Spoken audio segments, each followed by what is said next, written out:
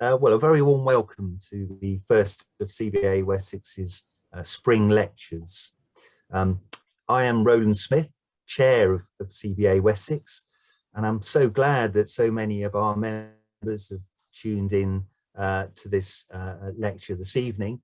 And I'm particularly gratified that so many non-members have joined us too, not just from around the UK, but internationally too. You are very welcome to join us.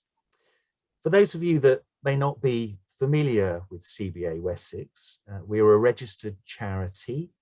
We're part of the Council for British Archaeology family, and we exist to promote the appreciation and enjoyment of the archaeology of Wessex. And Wessex for us are the counties of Wiltshire, Dorset, Berkshire, Hampshire, the Isle of Wight and the Channel Islands. Our members receive newsletters in hard copy and digitally on a regular basis, and we arrange events such as walks, talks and workshops. And if I may say so myself, we have a particularly splendid annual conference each year too. We're also fortunate enough to be in the position to offer modest grants to those that are researching the archaeology of Wessex too.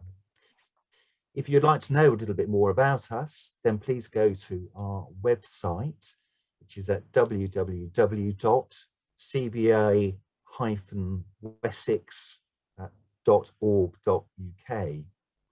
Of course, our events have been seriously curtailed in the last 12 months, like so many other groups and charities like ourselves, hence our online spring lecture series that we're now doing. So without further ado, let me introduce you to tonight's speaker, and I'm delighted that our speaker is actually a trustee of CBA Wessex, Stephen Fisher, and he's our maritime representative. We like to think that in Wessex we've got a pretty decent piece of coastline, both above and below sea level, with the Dorset Jurassic coast, the Solent, Southampton water, and of course the important maritime cities of Southampton and Portsmouth. It's perhaps unsurprising that Stephen became an archaeologist, having been brought up in the Stonehenge World Heritage Site, although now his specialist knowledge is in the archaeology, the maritime archaeology of the First and Second World Wars rather than in prehistory. He's a knowledge expert on the D-Day archaeology of the South Coast and on Second World War motor torpedo boats and landing craft. Hence his presentation this evening on the archaeology of the last surviving landing craft to have been present at D-Day. So I've been looking forward to this all week, and so over to you, Stephen. This is one of those very bizarre online webinars again, where I can't see anyone, I can't hear you. I just have to assume that you're enjoying the talk, that you can all hear me and that you laugh at the right places. So yes, as Roland was saying, I'm a trustee for the Council for British Archaeology Wessex, and I'll just make a quick pitch for CBA Wessex. We're your local regional group for the Council for British Archaeology, although we are an independent charity. And we're a very active group, and I do think it's worth considering joining us. You can find the details on our website, and it's not too expensive. And as well as being the Maritime Archaeology rep, I've also been doing the CBA Wessex newsletter for the past 8 years or so. And in fact, I've just finished putting together the spring one for this coming year. So there's a sneak preview of what you get, and you get 2 of these every year, as well as monthly email newsletters. So if you really do want to find out about archaeology across the Wessex region, and not just Stonehenge, but all sorts of things from prehistory right the way up to landing craft, then it is a good way to find out what's happening in your local area. But as you've already guessed, tonight is specifically about landing craft, and specifically about the archaeology of LCT 7074, which it's been my pleasure to work on for the past couple of years, both as a historian researching its history and its role on D-Day and throughout the Second World War, and its archaeology. And these were two separate jobs, essentially, but as you can imagine, they crossed over so frequently that essentially they blended into one role as a sort of heritage officer, if you like, for 7074. And it was an absolute delight to work on, and I was very lucky to be the archaeologist recording it, because it's a fascinating vessel and a fascinating piece of history and heritage to actually work on. It was unusual compared to regular archaeology. Everyone's imagination of archaeology is usually sort of time team, and this was very different. And somebody once described it to me jokingly as the archaeology of welds. And to be honest, they weren't far wrong, because it very much was the archaeology of welds and plates and rivets, which suits me in a way, because my other specialism is the archaeology of concrete, which is equally as easy to interpret and understand, usually being one consistent layer. So this is very different from our traditional image of archaeology, which, as I said, is more along the lines of time team, or one of my very earliest archaeology projects, the Stonehenge Riverside project, which was all the way back in 2007, 2008. And that's actually me at the bottom of that hole. That's an Aubrey hole inside Stonehenge. And some of you will no doubt recognize the more notable archaeologists who are supervising me. There's Mike Pitts, Mike Parker Pearson, and Julian Richards, who's another trustee for CBA Wessex, overseeing me. I am in that just sweeping the hole out. I had nothing to do with the removal of the bones. I'm nowhere near as qualified for that. And this is probably, even so, sweeping out the bottom of the Aubrey hole will probably be the highlight of my archaeological career, especially with those three notable archaeologists overseeing it. But what's different about this sort of archaeology is at the Stonehenge Riverside project and in Time Team, we're using archaeology as a means to better understand history, or to learn about history, so that we can actually create a timeline of historic events based on the site that we're looking at. And that was a bit different for 7074. This was a different type of archaeological project, because essentially we already know the history of LCT 7074. We know that she was a landing craft built in 1944. She served on D-Day. Her primary role, of course, being a landing craft tank, was to carry cargoes of vehicles across the English Channel. She served right up until April 1945, when she was then taken to Liverpool so that she could be modified into a different type of vessel. She was turned into what's known as a naval service craft large, a sort of floating repair workshop. And you can see that this involved considerable changes to the vessel's fabric, with modifications to the bows. The tank deck, which had previously been open, was completely decked over, and cabins and workshops were installed on the tank deck and above it. And the whole stern section where the wheelhouse was substantially modified as well. Now, she never actually saw service in this guise, because the war ended, and eventually a few years later she was sold off to the Master Mariners, the Merseyside Master Mariners Club, to become a floating clubhouse. And that is how she survived the post-war years through the 50s, 60s, and even the 70s, even turning eventually into a floating nightclub. It was in the 1980s that she was then, having fulfilled that part of her life, taken on by the Warship Preservation Trust, a charity that wanted to restore her to her D-Day appearance. And they were the organisation that began the work that we essentially completed, removing all of these upper deck works that had been installed in 1945 when she was modified, and then again during her life as a floating club ship and nightclub. And they're the ones that removed a large amount of this additional fabric that had been installed on the tank deck. But unfortunately, before they could complete their work, the Warship Preservation Trust went into liquidation, and 7074 as an asset was left in the docks with no real owner per se in Birkenhead. And eventually, after several years, she sank at her moorings.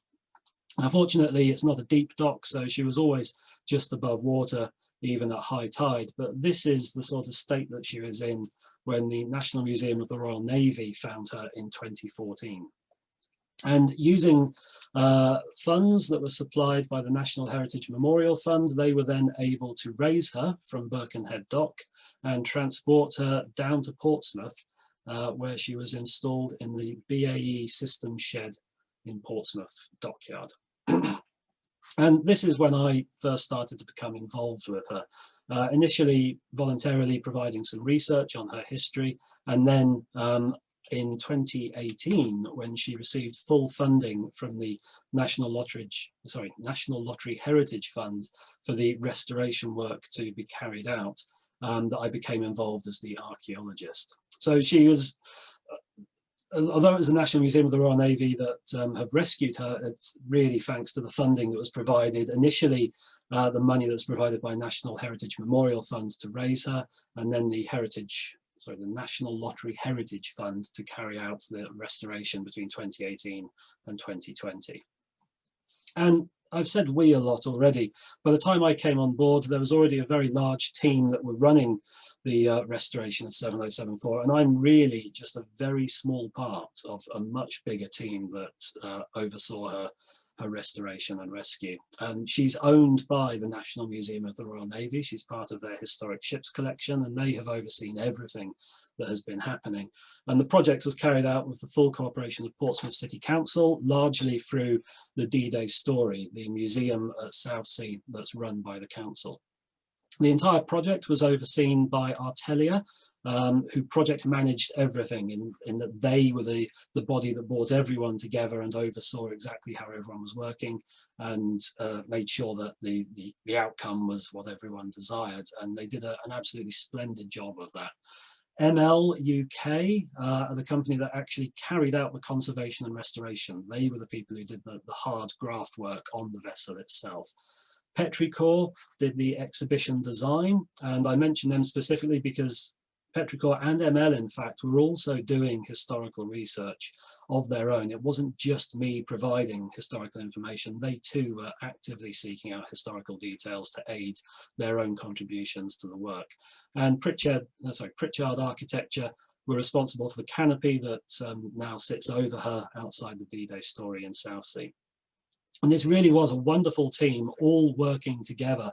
And when it came to my role of advising them on the archaeology and the heritage of the vessel and making sure that the archaeology was best protected and accounted for, I really was pushing against an open door. They were fully on board with everything that needed to be done to treat this as a proper heritage and historical artifact. They all wanted the very best for the ship, and there was never any conflict of interest between the various priorities for the vessel, the fact that it needs to be accessible to the public, the needs for health and safety, the needs for its conservation, and the needs for the protection of heritage.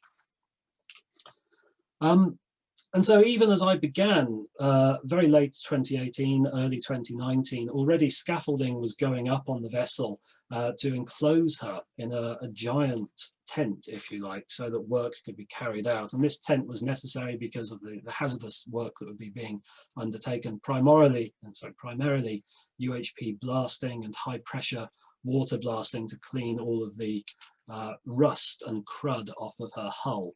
And so very quickly she was encased in this giant tent and huge amounts of scaffolding.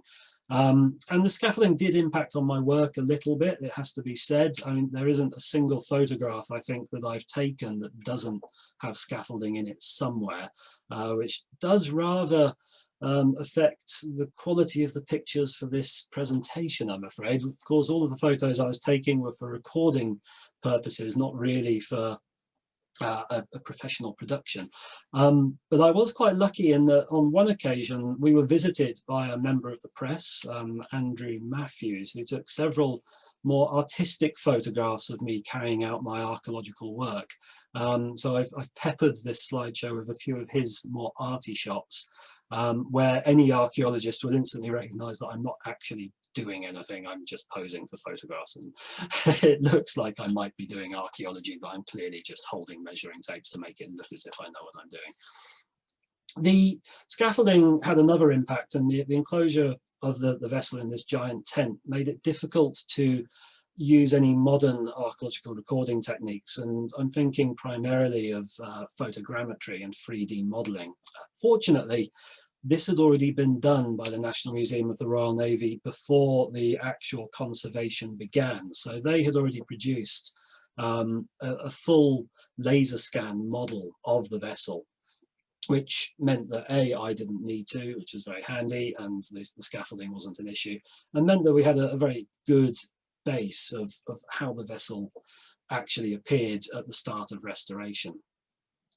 But even so, even with that background, it was still a bit of a daunting task to take on when I began this in very early 2019. And I'll freely admit that after wandering around the vessel a few times, it's quite difficult to know where to start on a vessel of this scale, in a condition that I confess, and I think many of the team will confess, it was very difficult to envisage her ever looking as she does now, given the state that she was in. The colour, all of the photographs I'm going to show you are going to be brown and orange, and the condition of the hull, it was very difficult to imagine her as a complete vessel. So knowing where to start in the recording was quite difficult and quite daunting very early on.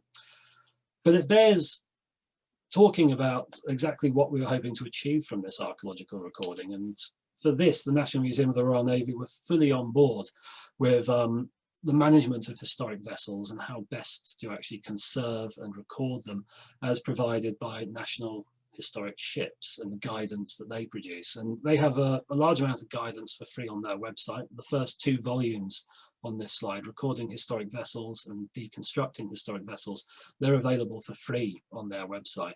And the 3rd volume, Conserving Historic Vessels, you can buy. And we were guided pretty much by the principles in their documents.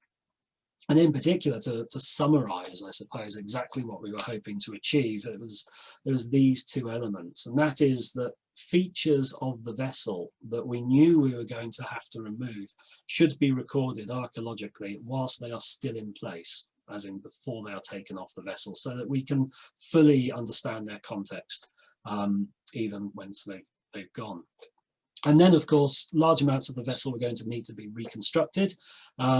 And so we needed to record exactly what was changing on the vessel so that in the future, and hopefully decades and decades into the future, because I hope the vessel will be around for a long time, people will be able to look back at the reports that we've produced and be able to definitively say, this is how it was in 2018, and then this is what was added by 2020.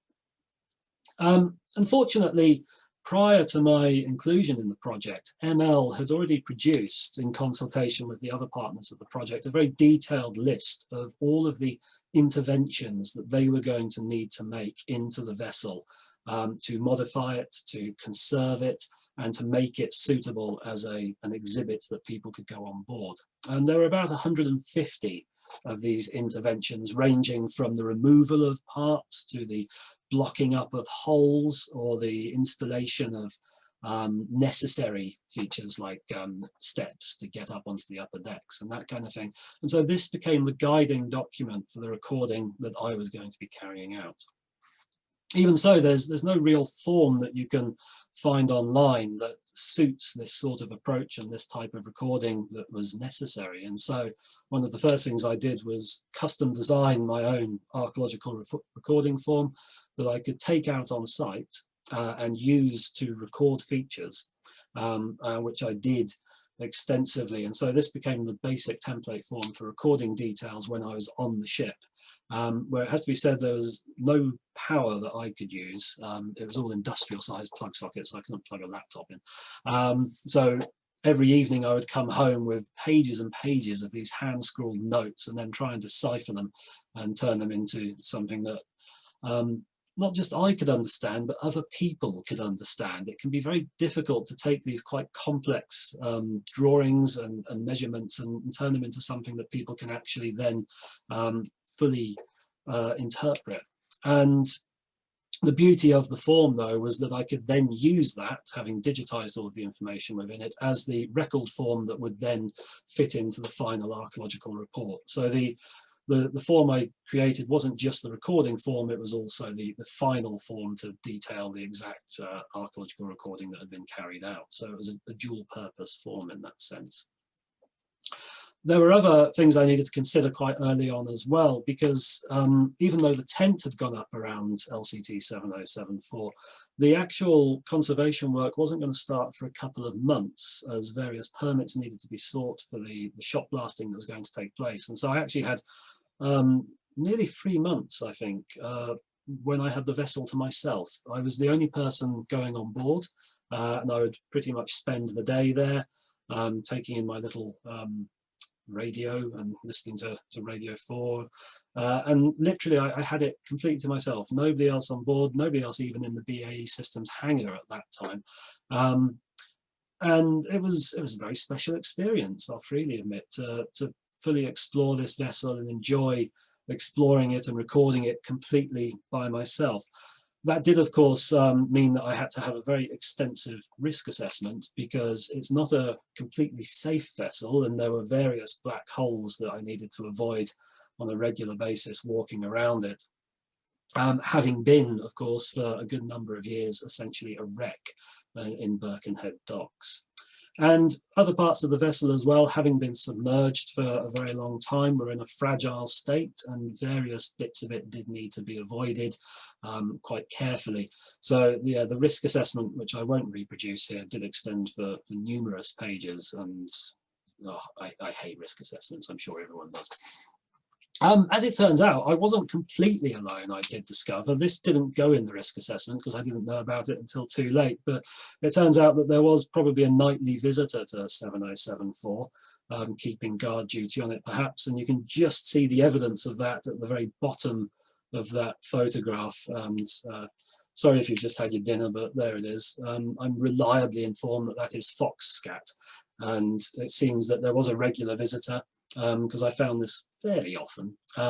Fortunately, I never came across said fox, but it was quite amusing, I thought, at the time, because when I discovered this, I was actually reading the memoir of somebody who served on a landing craft, Herbert Gordon Mayle. He was a landing craft commander at D-Day, and he actually related a story where a fox had managed to get on their landing craft. They suspect maybe it had slept in the back of a lorry that had then loaded on their landing craft in England, and they just noticed wet footprints around the decks occasionally. They never saw the fox, and they think it must have escaped either in France or back in England at one stage.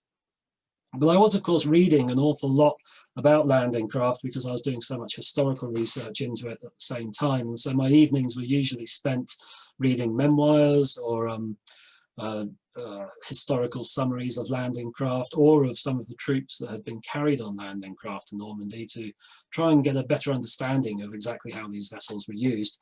And during the day I was going on to the landing craft and recording it, so it was a very immersive experience. For most of 2019 really was dedicated to the landing craft. And just to give you an idea of the layout of a landing craft, it is fairly simple. Of course, this is 7074's sister ship, LCT 7037, and really all of the ship-like bits of this landing craft are at the back on the left of that photograph. That's where you've got the bridge, the crew accommodation, the engines, the galley, the wardroom, and the armament. Because, of course, the main part of a landing craft tank really is her tank deck. Here filled with stores, oil drums and that sort of thing, but of course primarily meant for carrying tanks across bodies of water. And in the case of landing craft tank, that was primarily across seas. They weren't really meant to be ocean going. And then at the front of the landing craft, that primary function of being able to land tanks on beaches, you have that slab-like bow with a ramp that can just drop down, and then the tanks can drive over it. And that really is how 7074 was when I first started looking at her. And just to give you more of an appreciation of the layout for some of the features I'll be talking about, there's your tank deck, which is actually double bottomed. It's hollow in between, and I'll come to that in just a moment. Forward of that, you have the whaleback ramp over which the tanks will drive to go out across the ramp at the front. You have a couple of forecastles or foredecks on either side above that, and largely hollow underneath them, space for the heads for the crew, and the winches for lowering and raising the the ramp at the front. Down the side, you have what are essentially lengthy hollow compartments, and these were chambers, if you like, watertight compartments, which would just help with the buoyancy of the vessel. And they were one of the most interesting bits to try and record, it has to be said. And then at the stern, those are your ship bits. So that's the only sort of internal space on the landing craft. You have the fuel tanks, the engine room, and the crew mess deck back at the very, very stern. And then on top of that, you have the wheelhouse, where you have the steering, the bridge, and the officer's accommodation. And it was the tank deck that I first started working on, because that was the first place that was going to be worked on by ML. And so that was the first one that I had to cross off the list, if you like. And as I said, the tank deck is essentially hollow in nature. It's designed to be floodable, so that you can create ballast, and then if you have a full load, you can pump out the water to counteract that. And this drawing, or piece of art by Stephen Bone of a landing craft on the Normandy beaches, shows the hollow arrangement of the tank deck. You can see those various chambers. Now, of course, that had flooded when the vessel was sunk at Birkenhead, and really the only way to get all of that water out was to cut holes in the bottom of the landing craft. It wasn't the ideal solution, but it was the best solution that could actually be achieved. The only other alternative was to lift up the tank deck itself, which would not have been ideal. So cutting holes in the bottom allowed the water to drain out, and then made it possible to inspect the interior in the future. And in fact, where she's positioned now, it's possible for conservationists to have a look underneath the hull and make sure that there's no internal rust, and so keep an eye on her condition over the coming years. And it has to be said, this was a fairly dirty job. I had to poke my head up through these holes, each and every one of them, because one of the features of the flood deck was a number of pipes that were going to need to be removed, because they were in a fairly poor state, to be fair, and their preservation wasn't essential. And had they been left in place, they are more likely to have done long-term damage, because they will have trapped moisture and caused rust across other parts of the vessel. So my job was to record the position of these, which of course were used for transferring water around on the flood deck for ballast purposes, prior to their removal. And as I said, it's fairly grimy in that space. I didn't have to crawl into it, fortunately, but I ended up going home with a lot of rusty metal down the back of my neck where it had fallen down. And so my first task really was just to map all of these pipes, and that was done quite successfully. And they've all now been removed, which is good for the conservation of the vessel. More interesting was on top of the tank deck, where there are numerous upstanding features that date primarily from 1945, when, as I said, the landing craft was substantially modified to turn it into this floating repair workshop. And that involved planking over the tank deck entirely and turning it into a cabin space with a number of different rooms and workshop areas, and so brand new walls were erected. And there are all sorts of, or rather there were all sorts of fixtures and fittings that were upstanding on the tank deck. Brackets such as this, the remains of entire rooms.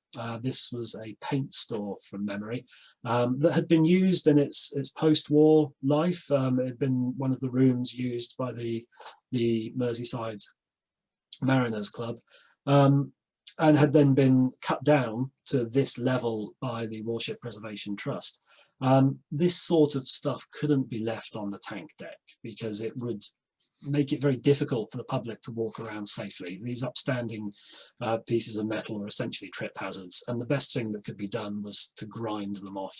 So my job really was to record them as best as I can, because these give us a very firm record of the dimensions of all of these rooms that were installed on the landing craft. And so by recording it while it's still in situ, we have a more definitive record of what was actually changed on it in 1945.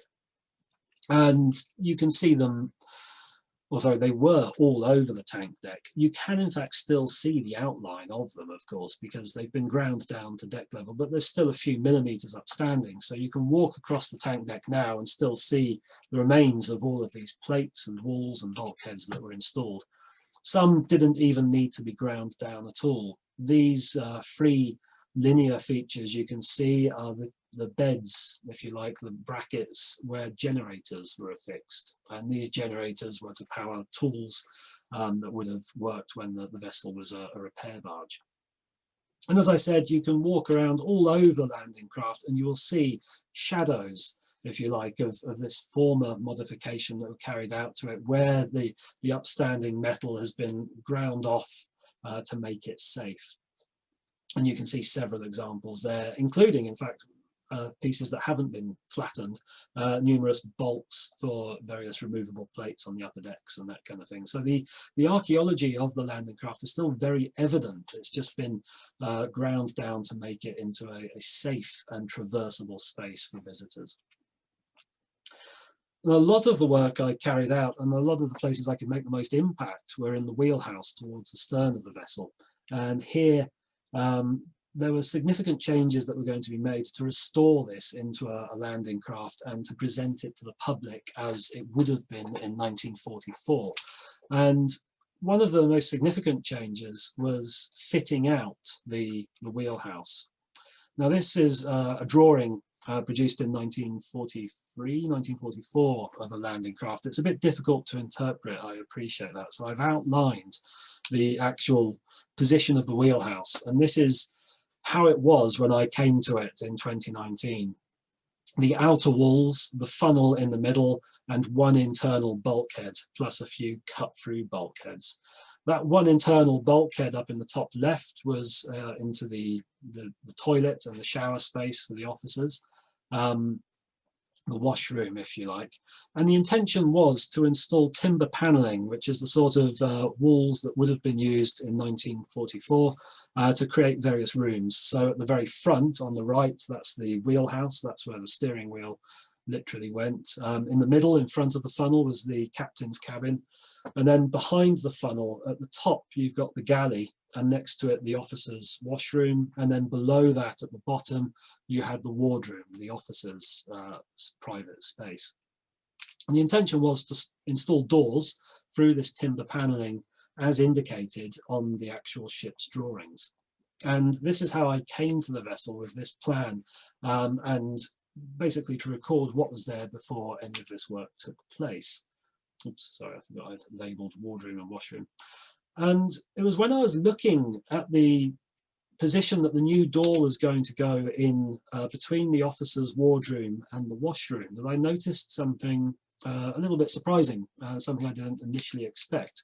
And that was this frame that you can see on the left, and the joining angle bar across the deck head at the very top of that photograph. And you can see that there's a line of holes down those frames.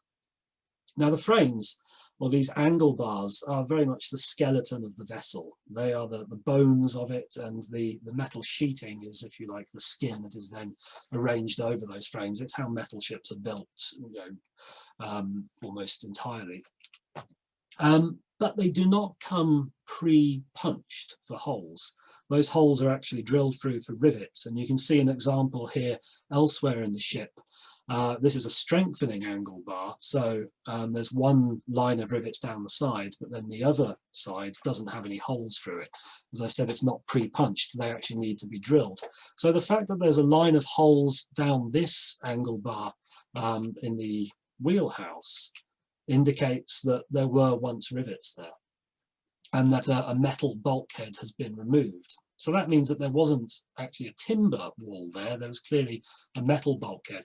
And when I looked at the deck as well, just alongside this, I could then see, and you can see it faintly by my scale bar there, the remains of an angle bar that's been riveted to the deck, and then it's been ground off, it's been flattened to remove the angles piece that would have been upstanding. And it became evident from looking at the archaeological evidence that what had actually been the arrangement on LCT 7074 wasn't a door here from the officer's wardroom directly into the toilet.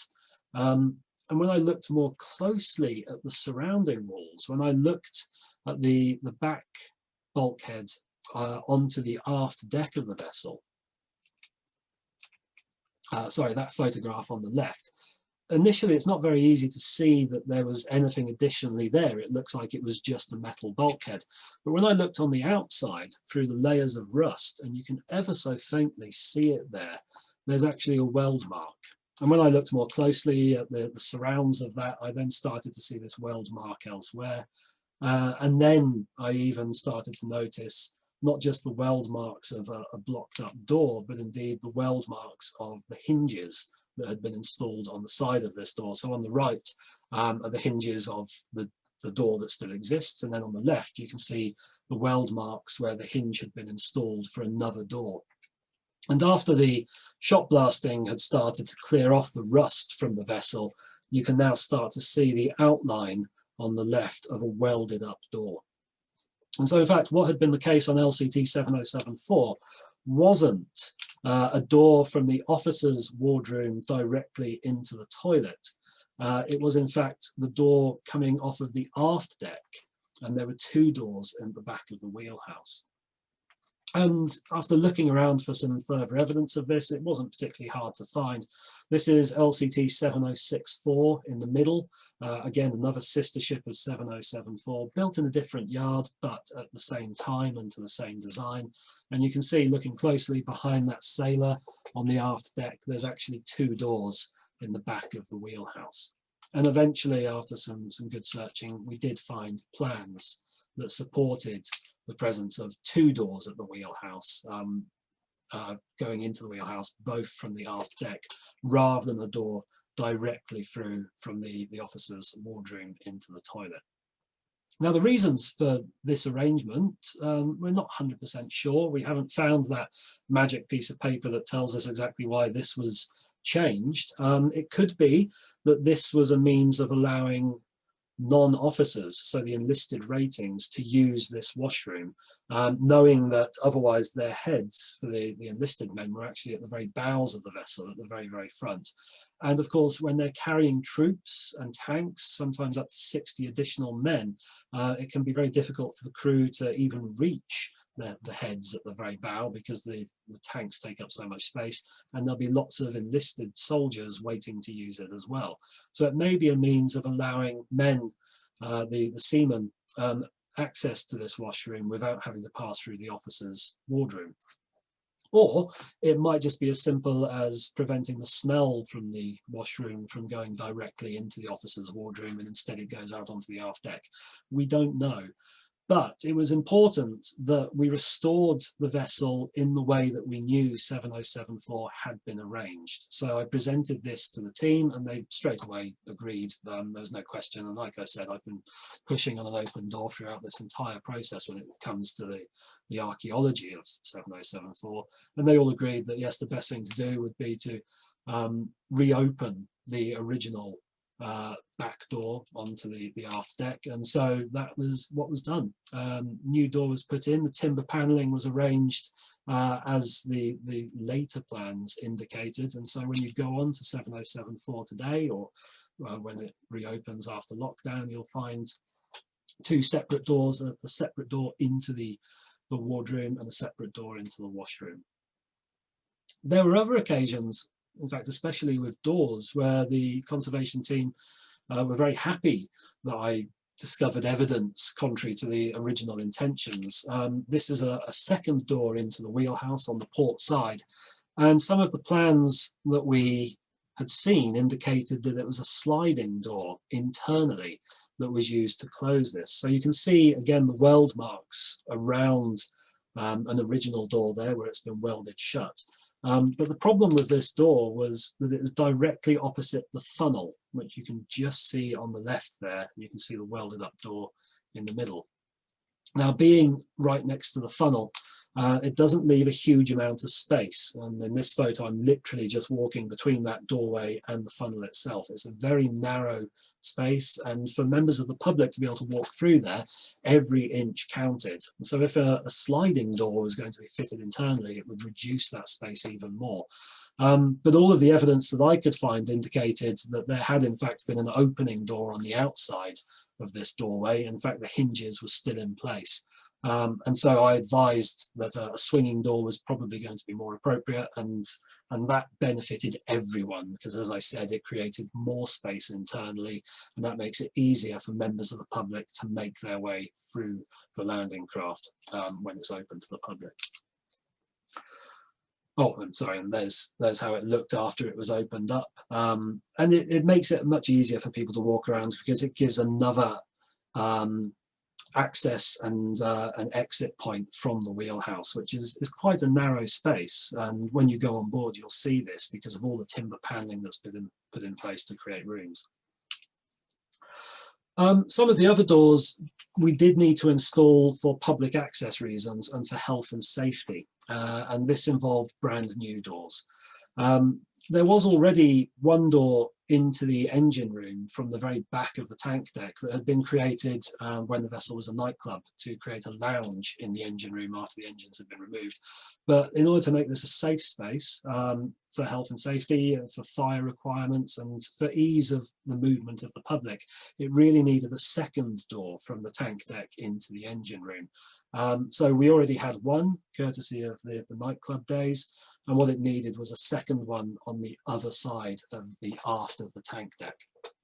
Now that's fine on the outer wall, there were already holes cut through it, but internally there were a number of features that probably date to this room's original engine room days. These are probably fittings for tools, for pipes and other aspects of the machinery of the engines, which unfortunately we would need to cut through. And it was unavoidable really. In order for this to be a publicly accessible vessel, this had to happen. So the best thing that could be done was identify the most interesting features, try and avoid them as much as possible, and record everything on this particular bit of bulkhead in advance of any work being carried out. Now, because of the rust, you can see it was very difficult to record this photographically, so this was an opportunity to go back to the good old days of pencil and paper and record everything that we could see there, and then everything was photographed in detail as well. And during the restoration, a brand new door was opened up from the engine room through onto the tank deck. But very happily, one of the great things that ML were able to do during this work was to recycle some of that metal that they'd cut away. Because it's original fabric, they could then use that to fill holes elsewhere on the vessel where holes had been cut through for access hatches during the nightclub days, which weren't needed anymore. They were able to recycle some of this metal and even to replace it so precisely that they could take a section of riveted metalwork and install it perfectly in place in an existing gap. So you can ever so faintly see the outline of that if you're looking very, very closely. And you can see examples of this around the vessel where the patching has been, I'll say, expertly carried out by ML, and they did a really brilliant job of fixing some of these previous interventions and blending them in very, very well. Not to the extent that you can't see them, and of course they've been archaeologically recorded so that we know that they are interventions of this era. And there now is the door, so when you go in on LCT 7074, you can go in on the left hand side and then you exit from this side, and the natural walkway then takes you up the stairs up onto the upper deck. There were other aspects that we needed to remove for conservation purposes rather than health and safety. One of the features of a landing craft is this giant timber fender that runs the length of the landing craft's hull, and that's actually wood held in place with metal angle bars. We know that during its time as a nightclub, that timber had been removed because we can see it in photographs such as this. The metal frames are still there, but the timber has gone. And additionally to that, we suspect the reason the timber was removed is because the Master Mariners Club installed a number of portholes along the length of the vessel there to create extra light in the wing tanks. And you can see some of them just there actually cut through where the timber fender's frames were actually installed. So we had the framing, the timber was long gone, and the metal framing looks very photogenic, and it looks in some places like it was in very good condition. But in other parts on both sides, both port and starboard sides, the condition was not quite so good. It would have needed replacement along almost its entire length rather than restoration of what was already there. And this raised a quandary as well, because if we were to replace it and then put fresh timber in there, this would create a problem from a conservation point of view, because it could create a moisture trap. Any surface that could create a space behind it to trap moisture would then have a negative effect on the vessel's hull. And ML were very careful to try and avoid anywhere that might allow this sort of moisture trap, where moisture could become trapped behind the timber, or the timber itself could absorb moisture, and that could then impact on the vessel's fabric. And so their preference was to remove this, and I had to agree. Given the condition of the metalwork, it wasn't worth preserving. It was dangerous, and it's not of a restorative state. And given the needs of the conservation, it was better to remove it, especially as so many bits had already been cut out for the portholes back in the 1950s. And you can see one of the blocked up portholes in this photograph. So having recorded its entirety, the full length of it, it was then ground off, leaving the main parts of the frame, so you can still see the metal angle bars that provided that framing. So again, just like on the decks, there is in fact a trace of the fenders along the entire length of the vessel, and you can see it there just below the deck.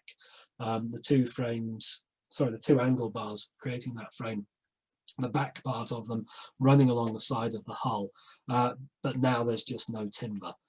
Which means there's no moisture trap, which means it is better for the long-term conservation. So that was one where I was quite happy to agree that the archaeology didn't need to take precedence in that instance, and it was best to remove this feature for the long-term viability of 7074's metalwork.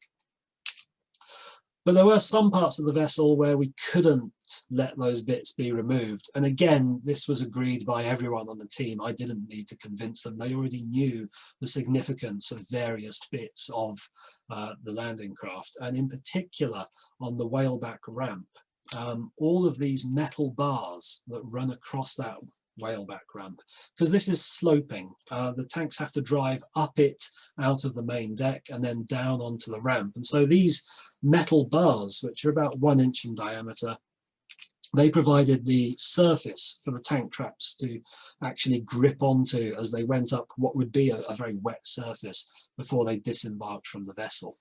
But of course, very effective for tank tracks to grip onto, but also very effective for tripping over members of the public who are setting foot on this vessel for the very first time, having just walked up the main ramp. These were, it has to be said, quite a health and safety hazard. They would be all too easy for people to trip over them, and it also prohibited wheelchairs from coming on board. So something had to be done.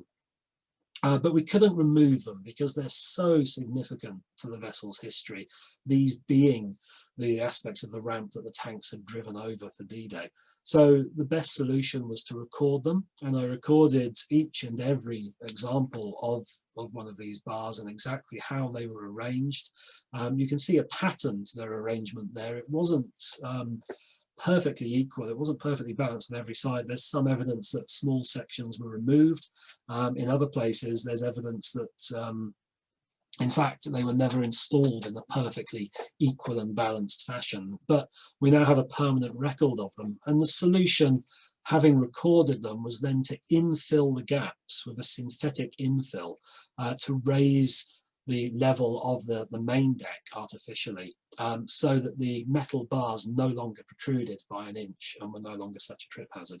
One very small section in front of the very first tank on the vessel has been preserved. So in the foreground of this photograph, you can see the original depth of those metal bars, but then up at the top in the background, you can see how it's been infilled with a synthetic solution that will not degrade the quality of the metalwork, so that there's only a few millimeters of those bars protruding. And now they actually serve a very useful function as additional grip for people's shoes, rather than being a trip hazard. So they're repeating the function that they did for tanks. They've just been modified suitably to make sure that they can actually work in that way.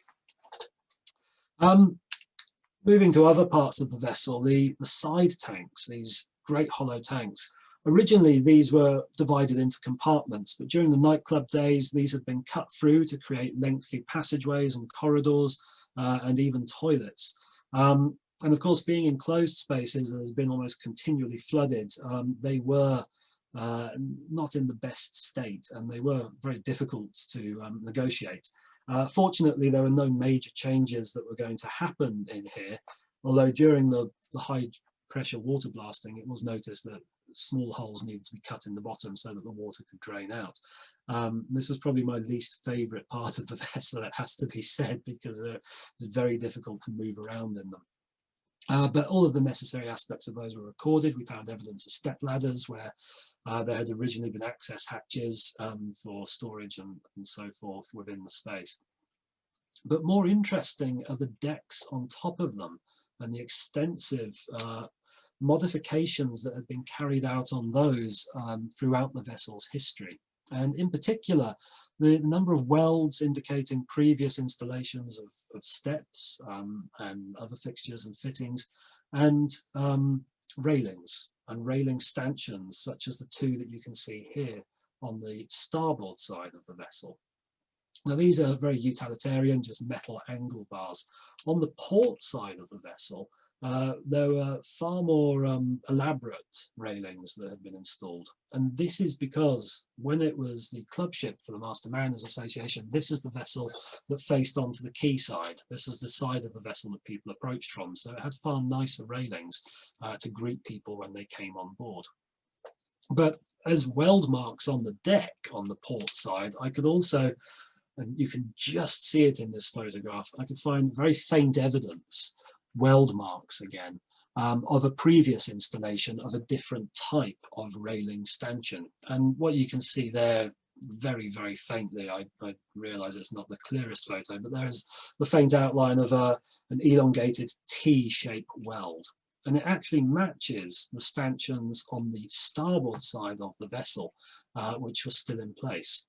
And I was eventually able to trace these to the 1945 modification of the vessel, when they had put railings along the entire sides, both sides, side decks of the vessel for the sailors' safety. They were still in place on the starboard side, and as you can see from the weld on the port side, they'd been removed and replaced with those more elaborate railings. So neither of these types were original to the vessel, and eventually, after a lot of looking at photographs of landing craft in great detail, I became something of an expert on railing stanchions on landing craft in the Second World War. I eventually managed to work out the exact pattern that you would see for a 1944 railing on a landing craft, and it's not quite a T, it is pretty much just an angled bar, and it's very, very difficult to see there, but what you've essentially got is a bracket with two bolts holding a triangular plate that is the base of the stanchion. And I found evidence for identical brackets on the very stern of LCT 7074, and here is one of them. So that confirmed the identity of this 1944 type of railing.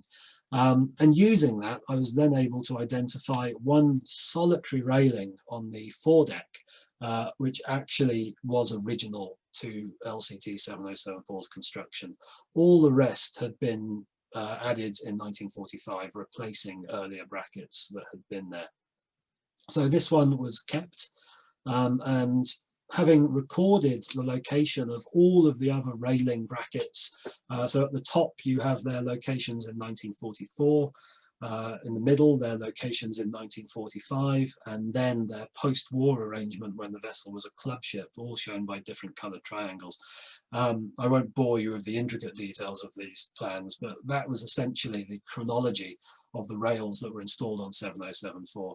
I mean, we're really entering nerdfest territory here in terms of the archaeology of the vessel, but it was fascinating to actually be able to make sense of all of these different weld marks and all of these fixtures and fittings that have been installed on the vessel throughout its history. And of course, once they'd all been recorded and once we knew what the original type of railing that had been installed on 7074 was, that could be duplicated by ML, who did a very good job of replicating that original triangular stanchion base. And so all of the railings that have been put alongside the vessel now for health and safety purposes, so that the public can walk the starboard side deck, even though they're not in the places they would have been originally in 1944, they do at least reflect the 1944 design.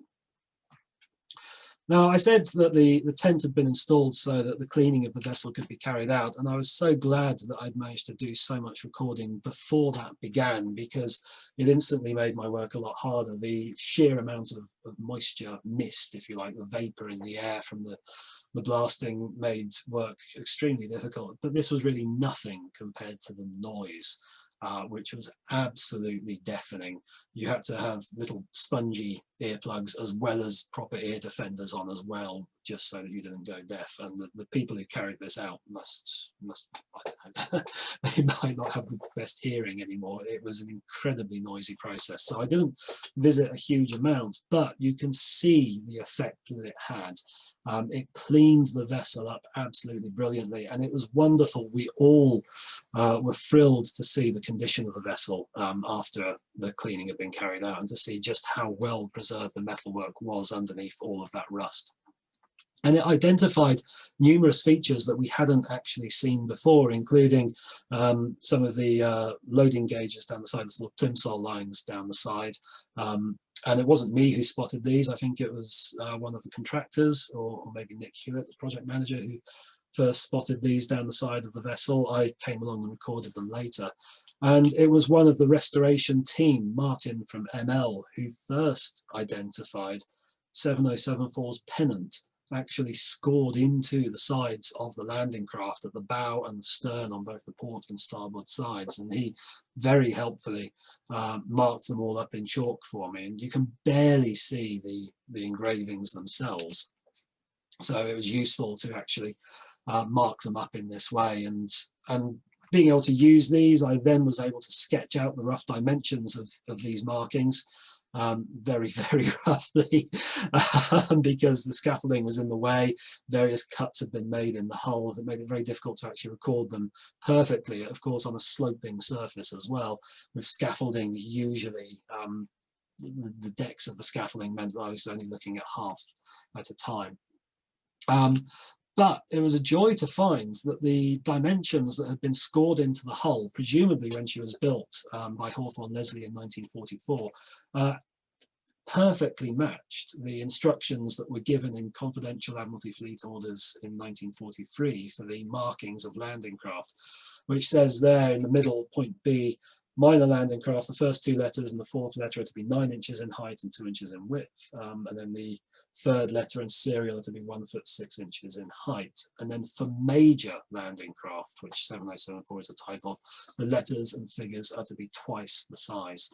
So the 7074 is to be 3 foot high, which is exactly what it was. So they'd scored those markings into the side of the landing craft perfectly, which meant, of course, that we could replicate those markings absolutely perfectly in exactly the way that they had been designed to be installed, and exactly the way in which they'd been painted when the vessel was completed in 1944.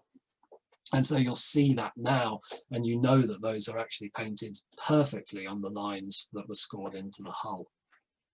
Other bits that also revealed themselves, and I actually spotted just before the shot blasting had started, and then more were exposed during the shot blasting, were these markings on the frames, which hadn't been noticed before. And these are actually the steelworks. These are their construction markings indicating where the frames have come from.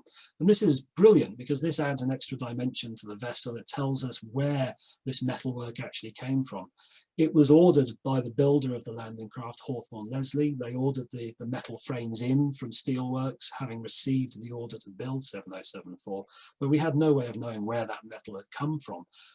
So this actually gives us that information. And we found in total 4 different steelwork manufacturers' markings, such as this one, Appleby, Frodingham, England. So again, I recorded all of them as much as possible their exact locations and photographically.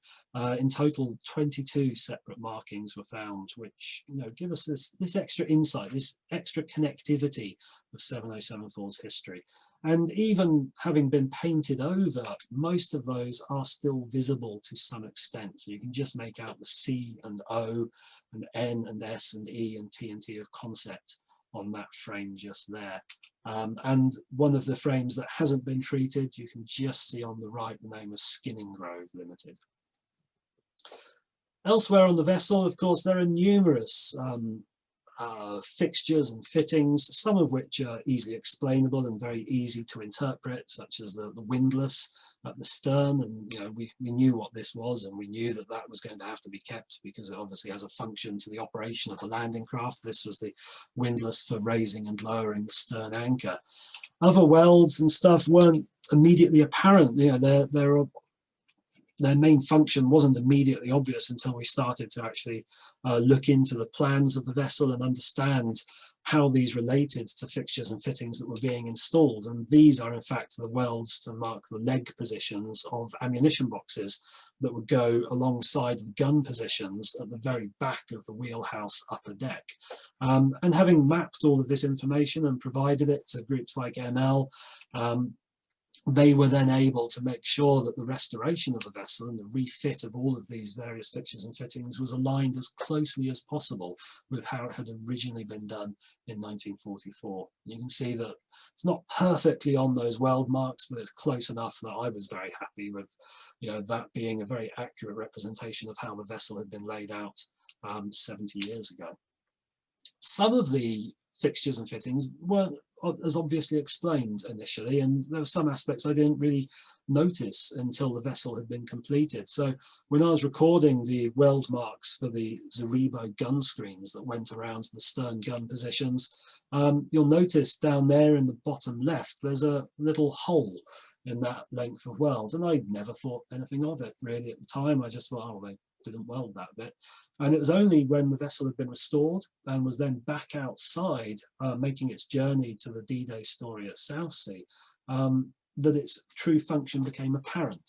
And you can see that little gap just there, which ML kept very dutifully, and you can see the rust marks leading from it. That's because that's where water exits from that little internal space. The water can then drain out of that gun position. And it wasn't something we'd thought about. And so where we had no weld mark guidelines for the bridge, for instance, we hadn't thought about water drainage. That suddenly became very apparent after the vessel had been outside for a few days. And so drainage was hurriedly installed into the bridge, and you do not have this puddle effect anymore. That was one that caught me and the restoration team a bit by surprise. And there are other bits of metal that I still haven't found a function for at all. And by this door in the engine room, you can see that circular metal plate installed on the side of the bulkhead there. It's a large metal plate, almost 15 centimeters in diameter. Sorry, almost 30 centimeters in diameter, sticking out from the bulkhead. And I still don't know what that's for, but we had no reason to remove it. It wasn't in the way, it wasn't a danger, it wasn't going to prevent a conservation issue, so it's been kept, and it now has a very useful function in the engine room for when the exhibition team pack up for the day and secure everything inside. They've got a little bag holder, so we don't know what it is, but it's useful nonetheless. There were other types of archaeology that were carried out as well, in a sense, not by me, but the identification of the paints that had been used on 7074, which I feel is a form of archaeology in its own right, was carried out by Lincoln Conservation. And they took paint samples from the surviving areas of paint on the hull. And you can see back in the 1990s, when Warship Preservation Trust first started work on the vessel, there was all sorts of layers of paint internally from its days as a nightclub. And some of this came up as evidence through Lincoln Conservation's paint samples. And they were able to take fairly accurate cross-sections of the paint that was still in position on some parts of the hull. And using this, they were able to then supply fairly detailed paint graphics, if you like, as what sorts of paints had been used on the outside and the inside of the hull. Now, of course, I was also doing historical research, and as I've said, so were other groups, including the National Museum of the Royal Navy, the D-Day Story, Petrichor and ML were also doing a lot of this themselves. But we came across very useful historical evidence for the colours that would be appropriate to 7074. And as well as drawings and Admiralty information sheets such as this, we also came across actual film footage of a sister vessel, LCT 7097, a few days after D-Day, loading additional US troops onto Omaha Beach. And just this very brief clip of footage gives us a lot of information about the camouflage scheme. It also provided us with some useful information about how to mark 7074 appropriately, with additional markings that weren't scored into the hull. And in fact, 7097, the vessel in that video, was the example vessel in the fleet orders that were issued to LCT 7074 and her sister ships for D-Day, which was how to mark her appropriately for her flotilla and her squadron. So because these are additional markings, they hadn't been inscribed in the hull, and this gave us a real insight into how best to mark up 7074 for D-Day. That, along with some blurry photographs and that showed us the outside of the hull, they confirmed the camouflage pattern that was used on 7074, and also how best to mark the pennant on the stern. You can see that the flotilla and squadron isn't on the stern there, so it was only ever installed on the bow of LCT 7074. And so that was a very useful way of being able to properly mark up 7074 so that she looked as she did on D-Day. And of course, the historical research fed into 7074's eventual restoration quite extensively. And for anyone who thinks that history and archaeology are very different things, well, really, some of these documents, the history is an archaeology in its own right, because you have to sift through endless sheets of paper trying to find that one key document, and it can be quite an art in itself, almost an archaeological process trying to sift through them. And it was information that we found in the Admiralty Fleet orders that was able to confirm 7074's identity, which made sure that we fully understood its identity, its code number, which is on the bridge there, 3517. We now know that this photograph is beyond a doubt LCT 7074, even though the pennant number isn't on it, because we have that code number up at the top. But just to make doubly sure, you can actually see rivets along the side of the hull in this photograph, especially up in the top right of that photograph. So I could actually compare those rivets with what I was actually seeing on the vessel itself, because there's no way you'll get that pattern of rivets identically replicated on a different vessel, especially at some of the plates along the walkway itself. So by comparing those rivets, I was able to confirm that definitely is 7074 in that photograph. So there was an awful lot of rivet counting. And based on the photographic evidence such as this, we could then make sure that the markings that went on the bridge were completely accurate. And as I said, we could then mark up 7074 appropriately as she would have appeared on D-Day. And it wasn't just the landing craft either. Having identified her code number 3517, we then had a good idea of what her load was expected to be on D-Day, and it's marked just there in the middle. So it's a shorthand form, but it's basically telling us there was one Cromwell tank of the 22nd Armoured Brigade, 2 Sherman tanks of the 5th Royal Horse Artillery, and 7 Stuart tanks of the 5th Royal Tank Regiment. And using this information, we were then able to actually identify tanks that had been on our landing craft. This tank, photographed in Villers-Bocage on the 14th of June, had been knocked out the day previously in a battle, and this is the tank of Major Dennis Wells from the 5th Royal Horse Artillery, and we know it was on 7074 because you can see the code number 3517 on the front of the hull. So using evidence like this, we were then able to work out exactly how these tanks needed to be marked, And because the D-Day story had a Sherman tank available that they could place on 7074's deck, we could then mark it appropriately so that it bore a resemblance to the tank that had actually been carried over on D-Day itself. The other thing that this historical research allowed us to do was to be able to link 7074 to other archaeology around the country. And one of those examples is Leap, one of the D-Day embarkation hards that was used by 7074 during D-Day. During the build-up after D-Day.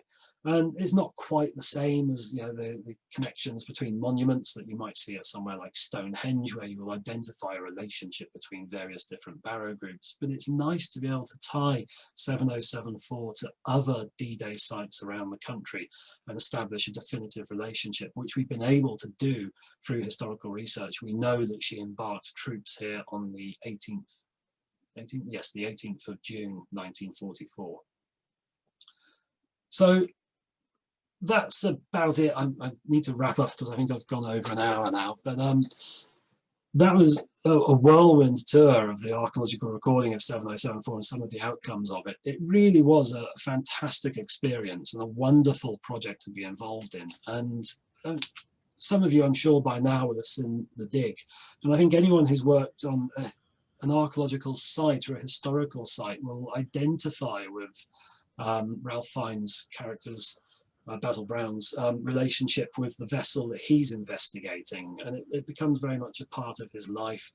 And 7074 definitely did for me as well. It's something that is now, you know, very much a part of my life and part of my character, and something that I've been very, very lucky to have worked on, and I will forever remember the work that I've been doing on it.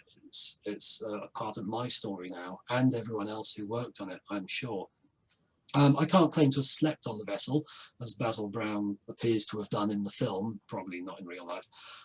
Although I did have a similar experience. When I'm not recording landing craft and when there isn't a global pandemic, I get to work on small expedition cruise ships. And during my time on 7074, during the archaeological recording process, I went on one of these trips around the British Isles. And my accommodation on that trip for 2 weeks was the pilot's cabin, which is absolutely tiny. It's about the size of the wardroom on a landing craft. And the washroom is the same as the landing craft washroom, and the toilet, the sink and the shower are all in the same little compartment. And I can't claim that it was anything like the sort of conditions as landing craft crew will have experienced, and certainly the food would have been better for me. But it gave me a little insight into surviving in these small spaces with a very minimal amount of kit, and, you know, basically living out of a cupboard for a short period of time. For me, it was 2 weeks. For some landing craft crew, of course, it was 2 years. And so at the end of it all, late last year, I submitted the final archaeological report, which was far, far longer than this. This is just a sample of some of the record sheets. And over the course of 2019 and 2020, we've seen 7074 grow from a metal hulk. And like I said, it was very difficult to envisage how it would finally appear. Into a genuinely restored landing craft, and one that actually has tanks on its deck. And I urge you to visit it when you get the opportunity, and it will hopefully open up again within the next month, I think, maybe in April when museums can reopen. I'm not sure of our unlockdown process, but it will be a very rewarding experience to go and visit it. But as I said, it wasn't just me. I'm probably the most vocal about 7074 on Twitter, but I was not the only person involved in this, and the congratulations really need spreading to a far wider group of people than me, and in particular these societies and organisations are the people that really made it happen. So that's it, and I'm happy to take some questions. It only really remains for me to thank CBA Wessex and Wiltshire Museum, who kindly made their Zoom available to us for this webinar, and I do hope you've all enjoyed it. Thank you very much. Well, thank you, Stephen. That's an absolutely amazing talk. Now, let me just see, get the technology right. I'll turn my screen. I'm really quite shot away by it all, I must admit. And I know we've got quite a few volunteers from the D-Day story on the call this evening, and it's really going to add into the story that they're going to be able to tell the people that come and have a look when we eventually can, and to have tanks on the tank deck as well. Oh, that's absolutely incredible. Yeah, and you won't get that anywhere else. No. There's only 2 other surviving landing craft tanks that we know of, possibly a third, and none of them have this sort of level of restorative appearance to their D-Day period. Now, we're not going to let you go that easily, of course. That's quite all right. I have a gin that I can now start on. So. Well, yeah, I'll believe it. As you can probably imagine, with nearly 200 people watching this, there's quite a few questions. I mean, we obviously won't be able to tackle them all, but we'll have a good downward try. Quite a few of them have been around some of the bits that are probably missing from the landing craft, very specifically the engines. What were the engines? When were they actually removed? And one question I suppose that's quite key is, will there ever be an engine put back in the D-Day Museum for people to have a look at? The engines are interesting. The history of 7074 dates back to 1943 when they ordered additional landing craft for D-Day, but they didn't have enough engines, basically. So what they did was take some spare engines of a different type, Stirling Admiral petrol engines, which aren't ideal for landing craft. Previously they'd been using diesel, which is far safer, but they had these 75 additional Stirling Admiral sets of engines. So the idea was to build landing craft to accept them and install those instead. They do not appear to have been the most reliable type of engine. The accounts from the crews of these 75 additional landing craft are full of discussions about the numerous breakdowns they had, and we know that 7074 suffered from numerous breakdowns as well, which to my mind makes it seem rather odd that they then selected her for conversion to a repair landing craft, which was originally going to go out to the Far East. It sounds like there wasn't a worse type of landing craft to choose for it, but they did anyway, and then the engines were removed when the vessel was converted into a floating nightclub in 1948. Now, I believe there have been engines found. I think there's a Stirling Admiral engine that has been found in existence, which would, I suppose, be great to put in the D-Day story. But really, the removal of the engines was a blessing for 7074, because it meant that there was this small bit of internal space where the public could go. So there's actually an internal space where electrics and graphics and IT can be installed. Otherwise, the entire landing craft would have been an external experience. So having that little bit of internal space is actually a godsend, because you can do more interpretive stuff with it. So I don't think there's any plan to install an engine back in the engine room. It would make the room completely inaccessible, and it wouldn't really add a huge amount either. So I think if they do manage to source an engine, that would be better placed in the museum, and that would be fine as well. And hopefully, yeah, that will happen. But of course, that all comes down to availability and budget and so forth. It wasn't an aspect of the restoration. And what about the operational side of it? We're getting quite a few questions from people about how many times the landing craft went across the channel, how many troops, if any, were carried. Did they bring back any prisoners of war? Things like that. Presumably there's quite a lot of memoirs that have been written about it, and that's the main source of information. Yes. So the build-up period, the phase immediately after D-Day, from the 7th of June to the end of August, essentially, during the Battle of Normandy campaign on land, is probably the most frustrating bit of a landing craft's history to try and research, because although for D-Day, all of the fleet orders detail where landing craft were going to go, who they were going to carry, and that sort of thing, and you can usually work out their load. When it comes to the post build-up, although records were supposed to be kept of where they went, where they loaded, and who they carried, I haven't found them, and I don't think they survive. So it's very difficult to piece together 7074's history, and whilst doing the historical research, I've only found 3 references to her during the summer of 1944. One is loading at Leap, so that's confirmed. One is being towed off the beach at Omaha about a week later by another landing craft, presumably because she was just too high on the tide. There's no indication of any damage, so she just needed an extra pull off the beach. And that's in the report of another landing craft commander.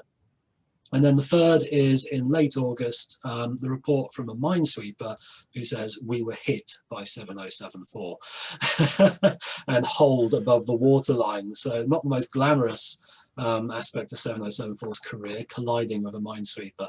But those are the only references I've managed to find. But of course, memoirs from other landing craft, in particular the same series as 7074, the 70 series or the Mark III Star series, are full of accounts of the troops they carried. So I've used those in the historical report I've just completed to try and give a flavour of 7074's career. The number of times that she crossed, we don't know. I've seen in the press a couple of times the number 32, and I don't know where that came from. I don't think it's possible for 7074 personally, because she ends up needing servicing so many times for her engines. A sister ship, 7069, I think, made 6 crossings in 3 months. The record appears to be, with some of the more reliable landing craft, I think 36 was the highest number of crossings that were made. But the number of crossings in total made by landing craft tank in just 2 months after D-Day, 55 days, from Portsmouth Command, which is all the way from New Haven to Portland, there were, I can't remember the number, it's just over 3,000 landing craft tank sailings. So that's 800 landing craft were available. Most of them were still over in Normandy unloading warships off the beaches. But the ones that were going back and forth across the English Channel, they sailed in total combined more than 3,000 times in just 55 days after D-Day. So it was a massive effort to build up Allied forces in Normandy. Massive effort. That sort of sums it up, really, doesn't it? Yeah. Sort of, it always sums up your involvement with the project as well. I mean, how many hours do you think you actually put in to the project? In fact, how many hours did it take all the various contractors and what have you? I should be saying how many man-months rather than hours. I couldn't even begin to contemplate. I imagine Artelia might be able to keep a record of that. I don't know how much they put in, but I know everyone who I spoke to was tremendously engaged with the project. They really loved working on it. I genuinely don't know how long other people worked on it.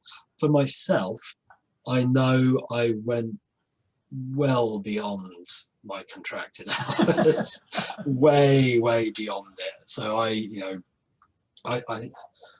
hasten. I don't want to turn this into a commercial aspect of the work, but I certainly didn't make any profit from it, if you see what I mean. I probably did twice as much work as I was paid for, if that makes sense, because this has become a way of, not a way of life. This has just become a lifestyle, researching 7074 and doing more information on her history and making sure that the archaeological report I submitted was the most thorough that was possible. I think I went beyond the limits of what I was contractually engaged to do, at any rate, just because I wanted to create the most ideal and readable record so that it's actually usable, so that the volunteers will hopefully get it as well, so that they can better interpret the landing craft when they come to talk to the public about it.